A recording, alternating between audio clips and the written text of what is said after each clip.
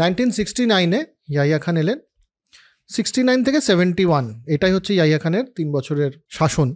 তো তিনি ওই আইয়ুব খানের এটাই কন্টিনিউ করছেন। তিনি মার্শাল ল চালু করে দিলেন 69-এ।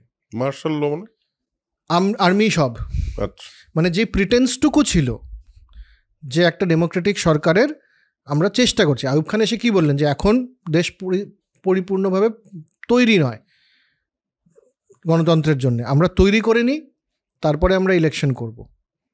আমরা তো আইয়ুব খানের নিজে এসে বলছেন, আমি তো দেশের ভৃত্য, Pakistan army is a servant to the nation, আমাদের কাজ হচ্ছে দেশটাকে সুস্থভাবে চলা এবং আমরা গণতান্ত্রিকভাবে চলতে সাহায্য করবো, কিন্তু রাজনীতিটাই তো তৈরি নয়, তাড়াতাড়ি ইলেকশনের ব্যবস্থা করব।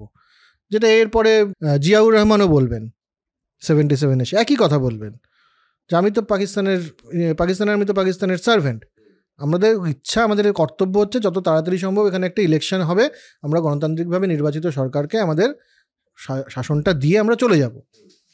কিন্তু পরিস্থিতি তার জন্য অনুকূল নয়। পরিস্থিতি অনুকূল নয় তো কী করতে হবে? Martial law, emergency, state of emergency জিন্নাও ডিক্লেয়ার করেছিলেন, ইয়াহিয়া খানও ডিক্লেয়ার করলেন।